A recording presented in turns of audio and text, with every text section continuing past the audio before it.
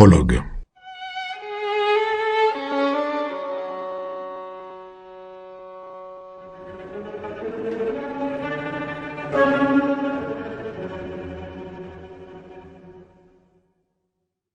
L'alchimiste prit en main un livre qu'avait apporté quelqu'un de la caravane. Le volume n'avait pas de couverture, mais il put cependant identifier l'auteur, Oscar Wilde. En feuilletant les pages, il tomba sur une histoire qui parlait de Narcisse. L'alchimiste connaissait la légende de Narcisse, ce beau jeune homme qui allait tous les jours contempler sa propre beauté dans l'eau d'un lac. Il était si fasciné par son image qu'un jour il tomba dans le lac et s'y noya. À l'endroit où il était tombé, naquit une fleur qui fut appelée Narcisse. Mais ce n'était pas de cette manière qu'Oscar Wilde terminait l'histoire. Il disait qu'à la mort de Narcisse, les Oréades, divinités des bois, étaient venues au bord de ce lac d'eau douce et l'avaient trouvé transformé en urne de larmes amères. « Pourquoi pleures-tu » demandèrent les Oréades. « Je pleure pour Narcisse » répondit le lac. « Voilà qui ne nous étonne guère, dirent-elles alors. Nous avions beau être toutes constamment à sa poursuite dans les bois, tu étais le seul à pouvoir contempler de près sa beauté. »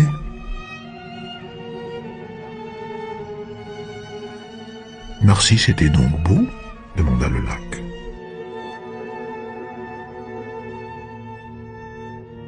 Qui mieux que toi pouvait le savoir ? Répliquèrent les Oréades surprises. C'était bien sur tes rives tout de même qu'il se penchait chaque jour. Le lac resta un moment sans rien dire, puis « Je pleure pour Narcisse, mais je ne m'étais jamais aperçu que Narcisse était beau. Je pleure pour Narcisse parce que chaque fois qu'il se penchait sur mes rives, je pouvais voir au fond de ses yeux le reflet de ma propre beauté. » Voilà une bien belle histoire, dit l'alchimiste.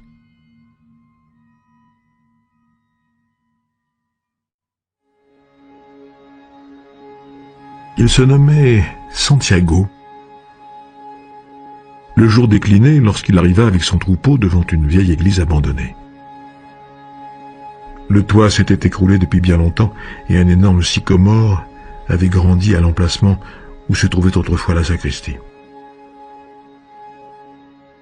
Il décida de passer la nuit dans cet endroit. Il fit entrer toutes ses brebis par la porte en ruine et disposa quelques planches de façon à les empêcher de s'échapper au cours de la nuit. Il n'y avait pas de loup dans la région, mais une fois, une bête s'était enfuie et il avait dû perdre toute la journée du lendemain à chercher la brebis égarée. Il étendit sa cape sur le sol et s'allongea, en se servant comme oreiller du livre qu'il venait de terminer. Avant de s'endormir, il pensa qu'il devrait maintenant lire des ouvrages plus volumineux. Il mettrait ainsi plus de temps à les finir et ce seraient des oreillers plus confortables pour la nuit.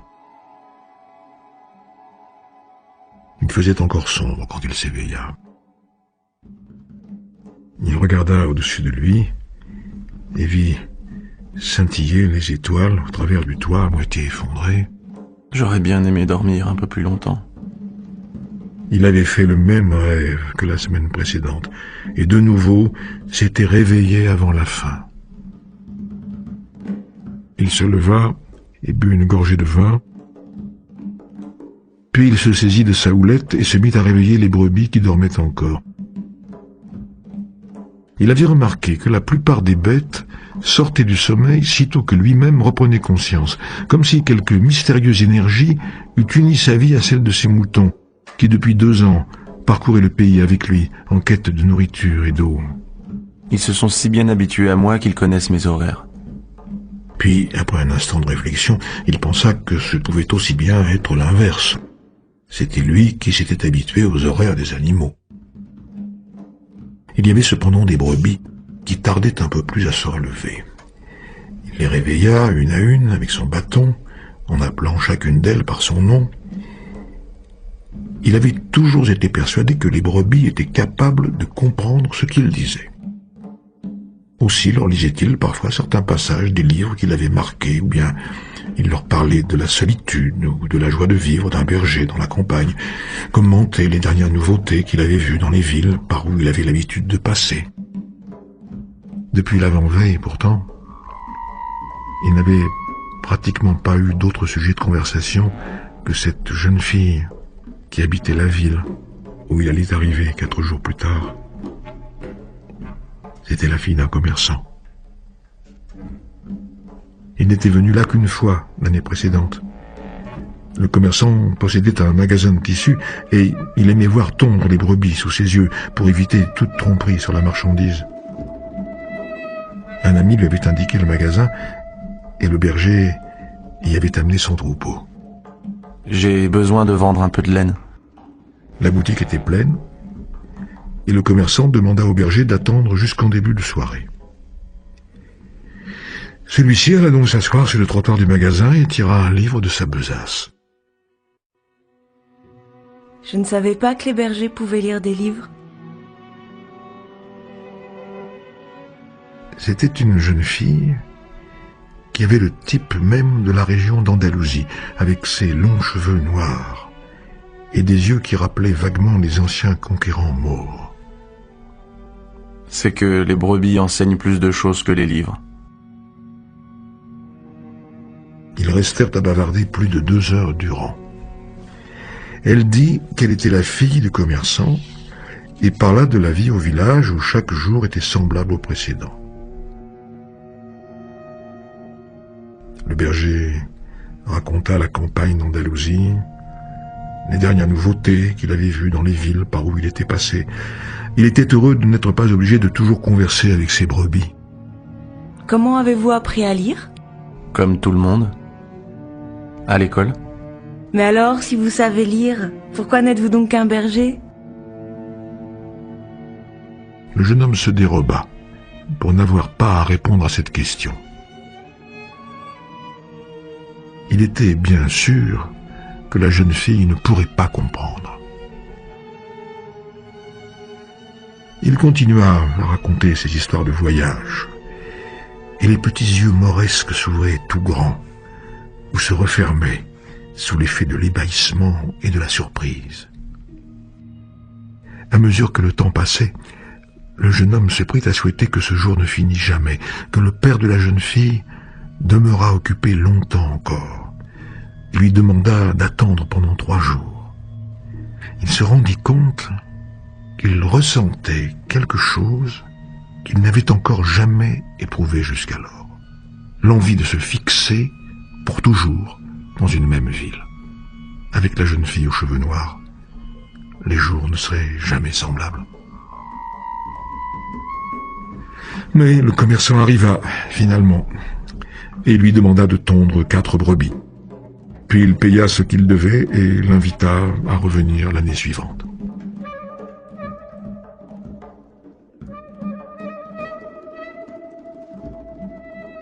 Il ne manquait plus maintenant que 4 jours pour arriver dans cette même bourgade.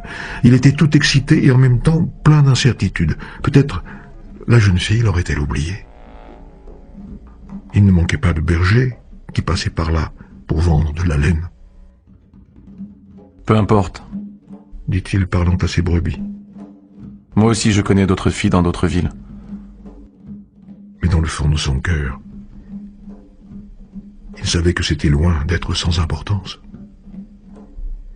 Et que les bergers, comme les marins ou les commis voyageurs, connaissent toujours une ville où existe quelqu'un capable de leur faire oublier le plaisir de courir le monde en toute liberté.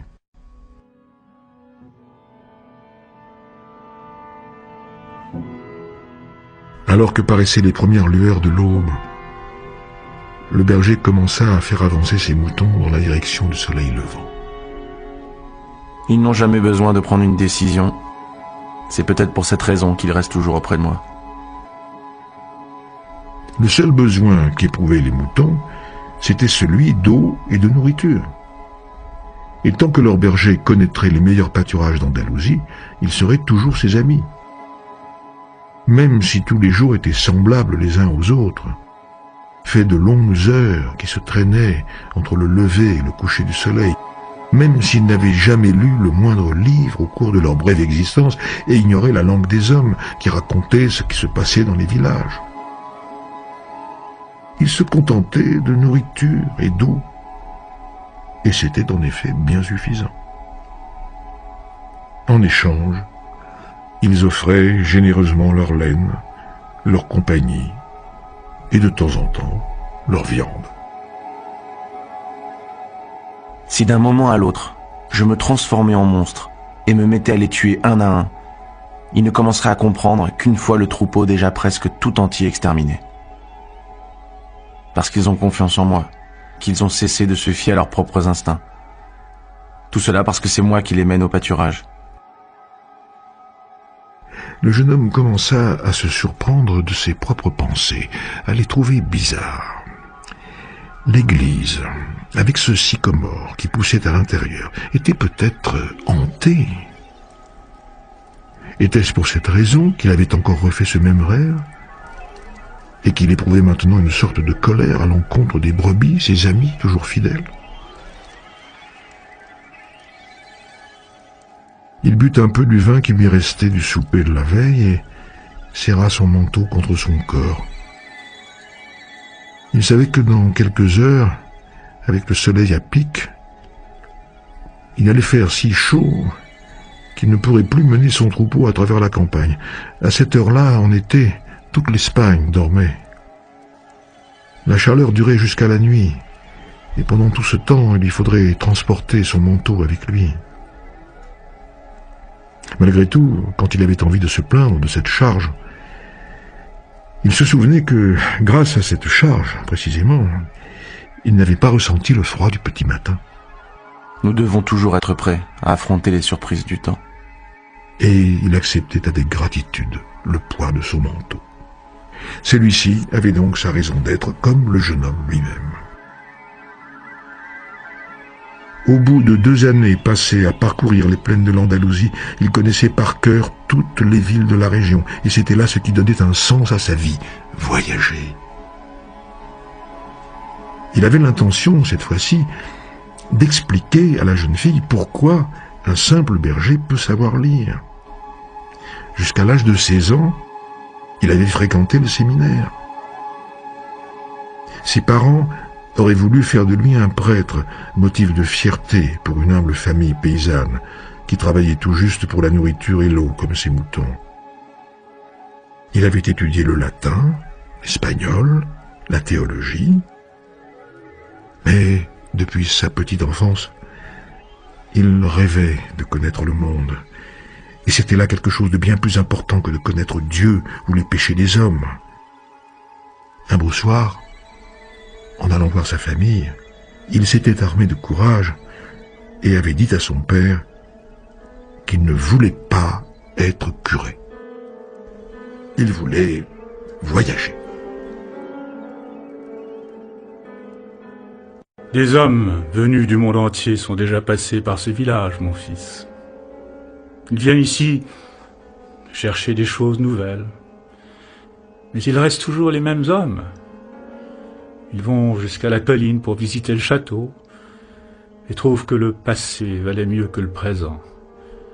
Ils ont les cheveux clairs ou le teint foncé, mais sont semblables aux hommes de notre village. Mais moi, je ne connais pas les châteaux des pays d'où viennent ces hommes. Ces hommes, quand ils voient nos champs et nos femmes, disent qu'ils aimeraient vivre ici pour toujours. Je veux connaître les femmes et les terres d'où ils viennent, dit alors le fils. Car eux ne restent jamais parmi nous. Mais ces hommes ont de l'argent plein leur poche. Chez nous, seuls les bergers peuvent voir du pays. Alors je serai berger. Le père n'ajouta rien de plus. Le lendemain, il donna à son fils une bourse qui contenait 3 vieilles pièces d'or espagnoles. Je les ai trouvées un jour dans un champ.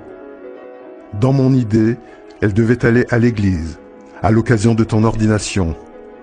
Achète-toi un troupeau et va courir le monde jusqu'au jour où tu apprendras que notre château est le plus digne d'intérêt et nos femmes les plus belles. » Et il lui donna sa bénédiction. Le garçon, dans les yeux de son père, lut aussi l'envie de courir le monde.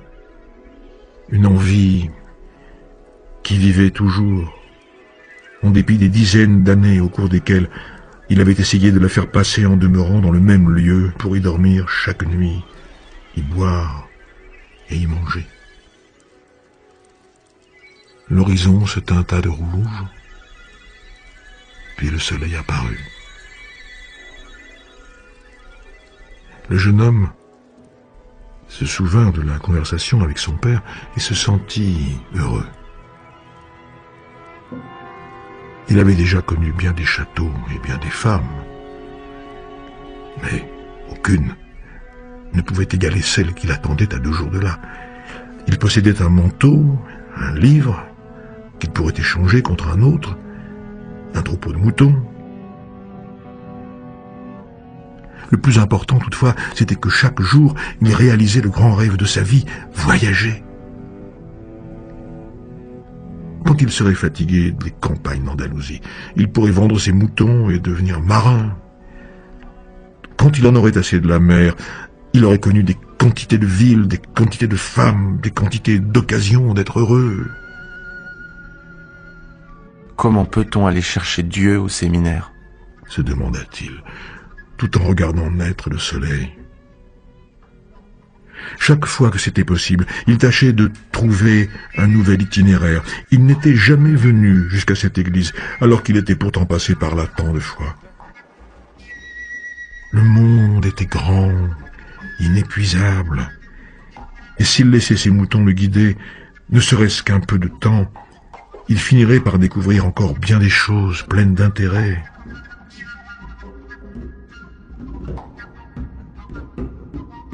Le problème, c'est qu'ils ne se rendent pas compte qu'ils parcourent de nouveaux chemins tous les jours. Ils ne s'aperçoivent pas que les pâturages ont changé, que les saisons sont différentes. Car ils n'ont d'autres préoccupations que la nourriture et l'eau. Peut-être en est-il ainsi pour tout le monde. Pensa le berger. Même pour moi, qui n'ai plus d'autre femme en tête, depuis que j'ai rencontré la fille de ce commerçant. Il regarda le ciel. D'après ses calculs, il serait à Tarifa avant l'heure du déjeuner. Là, il pourrait échanger son livre contre un plus gros volume, remplir sa bouteille de vin, se faire raser et couper les cheveux. Il devait être fin prêt pour retrouver la jeune fille, et il ne voulait même pas envisager l'éventualité qu'un autre berger fût arrivé avant lui, avec davantage de moutons, pour demander sa main. C'est justement la possibilité de réaliser un rêve qui rend la vie intéressante. Songea-t-il, en levant à nouveau son regard vers le ciel, tout en pressant le pas. Il venait de se rappeler qu'il y avait à Tarifa une vieille femme qui savait interpréter les rêves. Et cette nuit-là, il avait eu le même rêve qu'il avait déjà fait une fois. La vieille conduisit le jeune homme au fond de la maison, dans une pièce séparée de la salle par un rideau en plastique multicolore. Il y avait là une table, une image du Sacré-Cœur de Jésus et 2 chaises. La vieille s'assit et le pria d'en faire autant. Puis elle prit entre les siennes les 2 mains du garçon et se mit à briller tout. Cela ressemblait à une prière gitane. Il avait déjà croisé bien des gitans sur son chemin. Ces gens-là voyageaient, eux aussi. Mais ils ne s'occupaient pas de moutons. Le bruit courait qu'un gitan, c'était quelqu'un qui passait son temps à tromper le monde. On disait aussi qu'ils avaient un pacte avec le démon, qu'ils enlevaient des enfants pour faire de leurs esclaves dans leur mystérieux campement. Quand il était tout petit, le jeune berger avait toujours été terrifié à l'idée d'être enlevé par les gitans, et cette peur d'autrefois lui revint tandis que la vieille lui tenait les mains. Mais il y a ici une image du Sacré-Cœur de Jésus, pensa-t-il, en essayant de se rassurer. Il ne voulait pas que sa main se mît à trembler et que la vieille s'aperçût de sa frayeur. silence, il récita à Notre Père. Intéressant. Dit la vieille, sans quitter des yeux la main du garçon. Et à nouveau, elle se tut. Celui-ci se sentait de plus en plus nerveux. Ses mains se mirent à trembler malgré lui. Et la vieille le remarqua. Il les retira très vite. Je ne suis pas venu ici pour les lignes de la main. Dit-il, regrettant maintenant d'être entré dans cette maison. Un instant, il pensa qu'il ferait mieux de payer la consultation et de s'en aller sans rien savoir. Il accordait sans doute bien trop d'importance à un rêve qui s'était répété. Tu es venu m'interroger sur les songes, et les songes sont le langage de Dieu. Quand Dieu parle le langage du monde, je peux en faire l'interprétation, mais s'il parle le langage de ton âme, alors il n'y a que toi qui puisses comprendre. De toute façon, il va falloir me payer la consultation. Encore une astuce. Malgré tout, il décida de prendre le risque. Un berger est toujours exposé au danger des loups ou de la sécheresse, et c'est bien ce qui rend plus excitant le métier de berger. J'ai fait 2 fois de suite le même rêve. Je me trouvais avec mes brebis sur un pâturage, et voilà qu'apparaissait un enfant qui se mettait à jouer avec les bêtes. Je n'aime pas beaucoup qu'on vienne s'amuser avec mes brebis. Elles ont un peu peur des gens qu'elles ne connaissent pas. Mais les enfants, eux, arrivent toujours à s'amuser avec elles, sans qu'elles prennent peur. J'ignore pourquoi, je ne sais pas comment les animaux peuvent savoir l'âge des êtres humains. Retourne à ton rêve. J'ai une marmite au feu, et d'ailleurs tu n'as pas beaucoup d'argent, tu ne vas pas me prendre tout mon temps.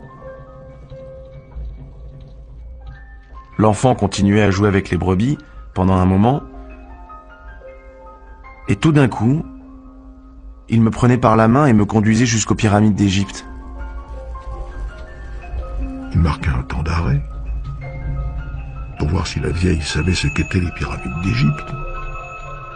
Mais celle-ci resta muette. Alors, devant les pyramides d'Égypte, Il prononça ces mots très distinctement pour que la vieille pût bien comprendre. le gosse me disait « Si tu viens jusqu'ici, tu trouveras un trésor caché. » Et au moment où il allait me montrer l'endroit exact, je me suis réveillé, les 2 fois. La vieille demeura sans rien dire pendant quelques instants. Ensuite, elle reprit les mains du jeune homme, qu'elle étudia attentivement. Je ne vais rien te faire payer maintenant. Mais je veux la 10e partie du trésor si jamais tu le trouves. Le jeune homme se mit à rire, un rire de contentement. Ainsi, il allait conserver le peu d'argent qu'il possédait grâce à un songe où il était question de trésors cachés. Cette vieille bonne femme devait vraiment être une gitane. Les gitans sont bêtes. Eh bien, comment interprétez-vous ce rêve? Avant, il faut jurer. Jure-moi que tu me donneras la 10e partie de ton trésor en échange de ce que je te dirai. Il jura. La vieille lui demanda de répéter le serment avec les yeux fixés sur l'image du Sacré-Cœur de Jésus. C'est un songe de langage du monde. Je peux l'interpréter, mais c'est une interprétation très difficile. Il me semble donc que je mérite bien ma part sur ce que tu trouveras. Et l'interprétation est celle-ci. Tu dois aller jusqu'aux pyramides d'Égypte. Je n'en avais jamais entendu parler, mais si c'est un enfant qui te les a montrées, c'est qu'elles existent, en effet. Là-bas, tu trouveras un trésor qui fera de toi un homme riche. Le jeune homme fut d'abord surpris, puis irrité. Il n'avait pas besoin de venir trouver cette bonne femme pour si peu. Mais en fin de compte, il se rappela qu'il n'avait rien à payer, Si c'était pour ça, je n'avais pas besoin de perdre mon temps. dit-il. Tu vois, je t'avais bien dit que ton rêve était difficile à interpréter. Les choses simples sont les plus extraordinaires. Et seuls les savants parviennent à les voir. Comme je n'en suis pas un, il faut bien que je connaisse d'autres arts. Lire dans les mains, par exemple. Et comment vais-je faire pour aller jusqu'en Égypte? Je ne fais qu'interpréter les songes. Il n'est pas dans mon pouvoir de les transformer en réalité. C'est pour cette raison que je dois vivre de ce que me donnent mes filles. Et si je n'arrive pas jusqu'en Égypte? Eh bien, je ne serai pas payé. Ce ne sera pas la première fois. Et la vieille n'ajouta rien. Elle demanda au jeune homme de s'en aller, car il lui avait fait déjà perdre beaucoup de temps. Le berger s'en alla, déçu, et bien décidé à ne plus jamais croire aux songes. Il se rappela qu'il avait diverses choses à faire. Il alla donc chercher de quoi manger, échangea son livre contre un autre, plus gros, et s'en fut s'asseoir sur un banc de la place pour y goûter à loisir le vin nouveau qu'il avait acheté. C'était une journée chaude, et le vin, par un de ces mystères insondables comme il y en a, parvenait à le rafraîchir un peu.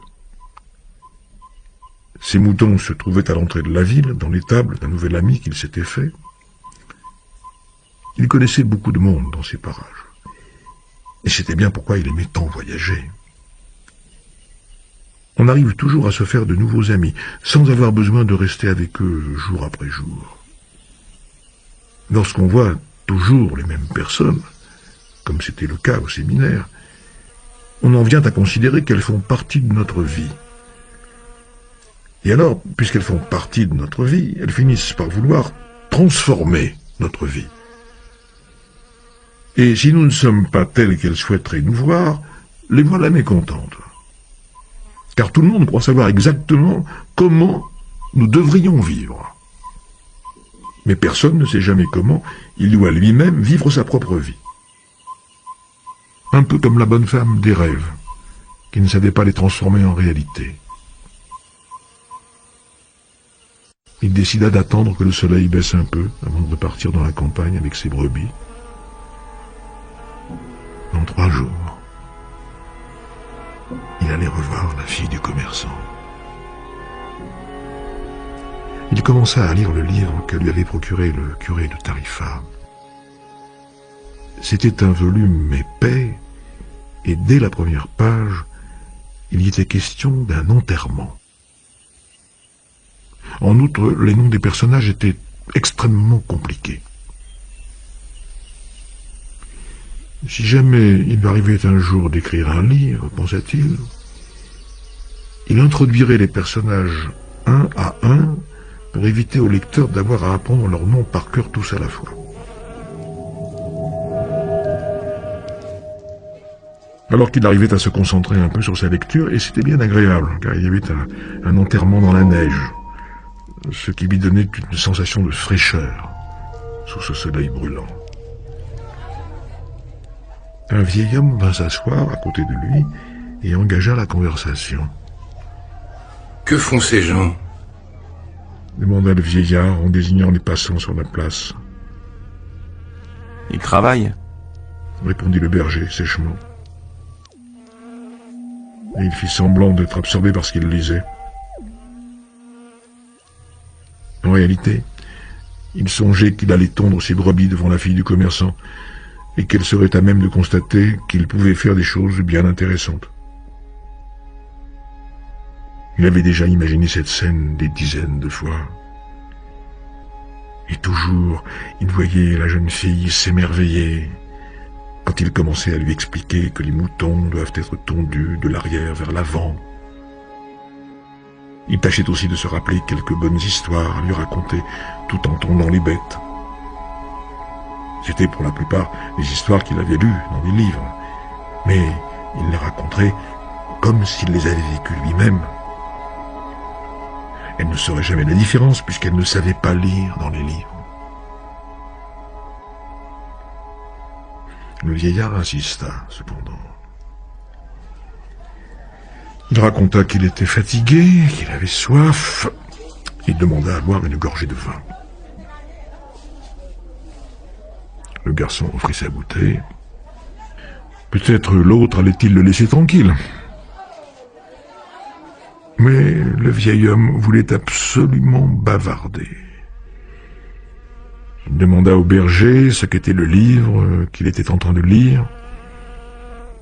Celui-ci pensa se montrer grossier et changer de banc, mais son père lui avait appris à respecter les personnes âgées. Alors il tendit le bouquin au vieux bonhomme pour 2 raisons. La première était qu'il se trouvait bien incapable d'en prononcer le titre, et la seconde, c'était que si le vieux ne savait pas lire, c'était lui qui allait changer de banc pour ne pas se sentir humilié. Fit le vieillard en examinant le volume sur toutes ses faces, comme si c'eût été un objet bizarre. C'est un livre important, mais fort ennuyeux. Le berger fut bien surpris. Ainsi, le bonhomme savait lire, lui aussi, et avait déjà lu ce livre-là. Et si c'était un ouvrage ennuyeux, comme il l'affirmait, il était encore temps de le changer pour un autre. C'est un livre qui parle de la même chose que presque tous les livres, de l'incapacité des gens à choisir leur propre destin. Et pour finir, il laisse croire à la plus grande imposture du monde. Et quelle est donc la plus grande imposture du monde? La voici. À un moment donné de notre existence, nous perdons la maîtrise de notre vie qui se trouve dès lors gouvernée par le destin. C'est là qu'est la plus grande imposture du monde. Pour moi, cela ne s'est pas passé de cette façon. On voulait faire de moi un prêtre, et j'ai décidé d'être berger. C'est mieux ainsi, dit le vieillard. parce que tu aimes voyager. Il a deviné mes pensées. Pendant ce temps, le vieux feuilletait le gros livre, sans la moindre intention de le rendre. Le berger remarqua qu'il était habillé d'étrange façon. Il avait l'air d'un arabe, ce qui n'était pas si extraordinaire dans la région. L'Afrique se trouvait à quelques heures seulement de Tarifa. Il n'y avait qu'à traverser le petit détroit en bateau. Très souvent, des Arabes venus faire des emplettes apparaissaient en ville. Et on les voyait prier de bien curieuses façons, plusieurs fois par jour. « D'où est-ce que vous êtes » demanda-t-il. De bien des endroits. Personne ne peut être de plusieurs endroits. Moi, je suis berger et je peux me trouver en différents endroits, mais je suis originaire d'un seul. Une ville proche d'un très vieux château. C'est là que je suis né. Alors disons que je suis né à Salem. Le berger ne savait pas où se trouvait Salem. Mais il ne voulut pas poser de questions, pour ne pas se sentir humilié du fait de sa propre ignorance. Il continua à regarder la place pendant un moment. Les gens allaient et venaient et paraissaient fort affairés. « Comment est-ce à Salem » demanda-t-il enfin, cherchant un indice quelconque. Comme toujours, depuis toujours. Ce n'était pas vraiment un indice. Du moins savait-il que Salem n'était pas en Andalousie. Sinon, il aurait connu cette ville. Et qu'est-ce que vous faites à Salem ? Ce que je fais à Salem. Pour la première fois, le vieillard éclata d'un grand rire. Mais je suis le roi de Salem. Quelle question? Les gens disent de bien drôles de choses. Quelquefois, il vaut mieux vivre avec les brebis qui sont muettes et se contentent de chercher de la nourriture et de l'eau. Ou alors avec les livres qui racontent des histoires incroyables quand on a envie d'en entendre. Mais quand on parle avec les gens, ceux-ci vous disent certaines choses qui font qu'on reste sans savoir comment poursuivre la conversation.